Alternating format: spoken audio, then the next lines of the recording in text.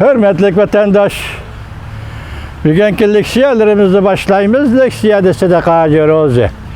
Washington'dan sözleyimiz. Bugünkü islağa 2020 yıl 8. ayının 24. günü. Haftaga düşenbe hürmetlik vatandaş. Bugünkü vaziyetten gep alsak hazır bu gepni biz Asya'dan yötkep Avrupa'ya baraylı. Belarus'da namayış yana devamlaşıvatıdır. Night sistemlik, tertiplik devamlaşıvatıdır. Bu namayış jarayonida o'ttirg'i chiqqan kulkilik bir hodisa shu bo'ldiki, hurmatli vatandosh, Belarusning prezidenti Lukashenko ayni chog'dagi o'ttirish sharqdagi, ya'ni Iroqning prezidenti, sobiq prezidenti Saddamga o'xshab qoldi.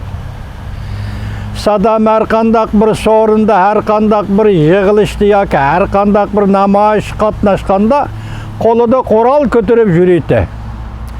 Bir davlatga prezident bo'lgan odam qo'lida qurol ko'tarib yurishning o'zi bu ortiqcha tahdid. Bugun endi bu Saddamning qo'lida qurol ko'tarib yurishi Belarusning prezidenti Lukashenkoning harakatiga yoki uyg'unishiga, o'lgisiga aylandi. Bu prezident akşam qo'lida avtomat ko'tarib olib, atrofidagi qo'g'dug'uchilar bilan birga namoyishchilar yuzlandi degan gap.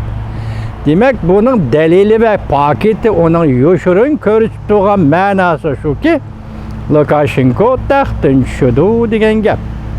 Uning ustiga Belarusga chegaradosh bo'lgan Baltik bo'yidagi davlatlardan Litva xalqi 50 mingdan ortiq xalq namoyish chiqib, 30 kilometr uzunlikda turib namoyish qilib, Belarusning prezidenti Lukashenkoning taxtdan tushishini talab qildi vatandosh.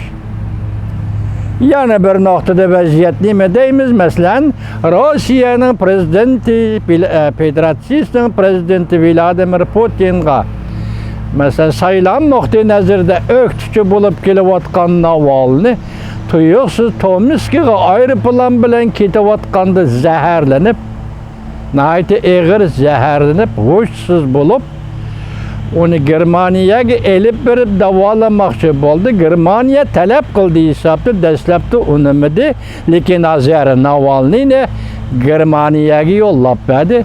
Demak, bu prezident Vladimir Putinning yana bir keng qo'saqligi bo'lib hisoblanadi. Qanday bo'lishidan qat'iy nazar, Rossiyada o'qituvchi Navalniy davolanishga Germaniyaga keldi. Yevropaning vaziyati, agar Belarusning vaziyati shunday davomlashadigan bo'lsa, savol qo'ying hurmatli vatandosh. Bu Rossiya Federatsiyasiga qanday ta'sir ko'rsatishi mumkin? Bugungi vaziyatimiz ana shu. Endilikdə sizga so'zlaydigan leksiyamiz mundaq bo'ladi vatandosh.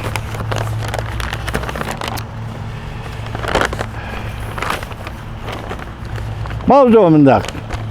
Prezident Trump saylam gruppasi ikinci qatim vazifa o'tash mezgilida siyosat nuqtalarini ijro qiladigan siyosat nuqtalarini e'lon qildi.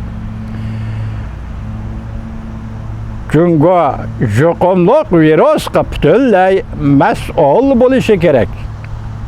Mavzuli xabar 8 ayning 24 kuni Amerika ovozining Xitoy tili programmasi e'lon qilindi. Xabar mundaq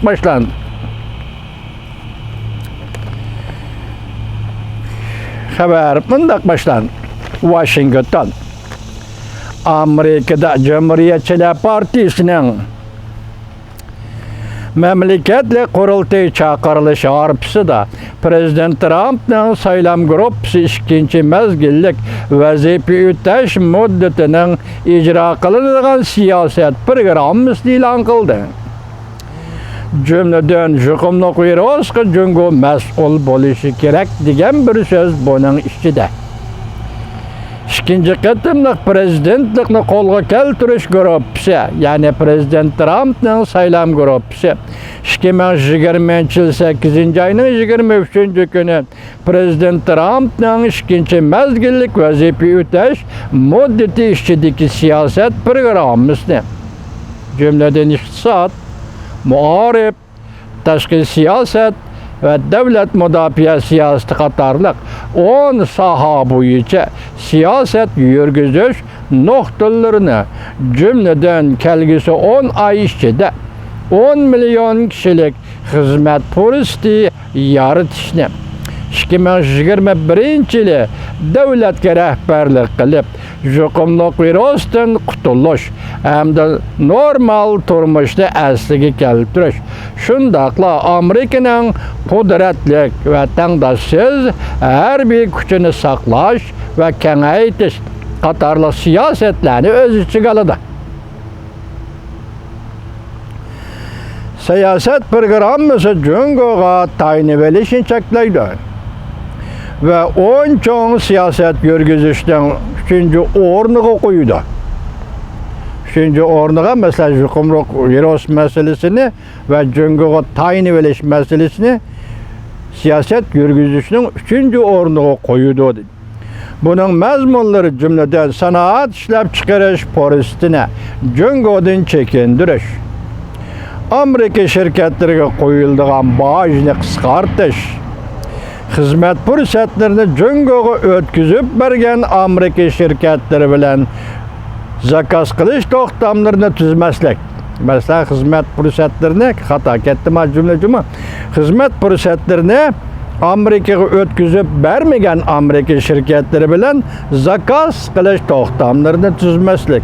Hem de Cungo'nun yuqumluq virus meselesi de bütün dünyaya yuqumluq virusunun tarqalishi meselesi de bu meseliyet ne? Cungo'nun üstüge elişini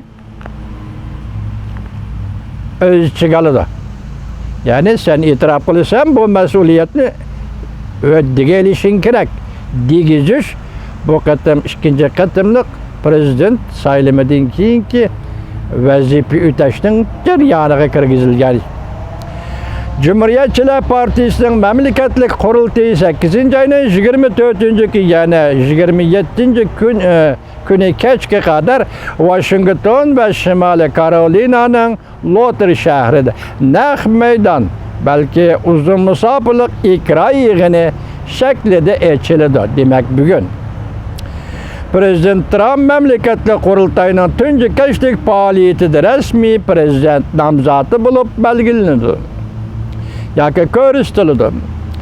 Amerika Koşmuş Ştatlarının sabık muavin prezident Joe Biden Demokratlar Partisi resmi prezident namzatı bulup belgilendi. Demokratlar Partisi'nin memleketli kurultayda kızık noktalar merkezleşken mavzularda tashqi siyaset ve Cungo meselesi de az toxtaldı Demokratlar Partisi. Bu iş doğrusunda devlet işlakatı Mike Pompeo televiziya söhbetinde hayran qalğanlığını bildirdi. Prezident Trump'ın saylam gruppası ikinci mezgillik vazife üteş, yani siyaset programmasını ilan kılıştın buran kişiler Cungo meselesinin bu qatam Cumhuriyetçiler Partisi'nin kurultayda mühim mavzu bo'ladiganligini qiyos qilishgan edi.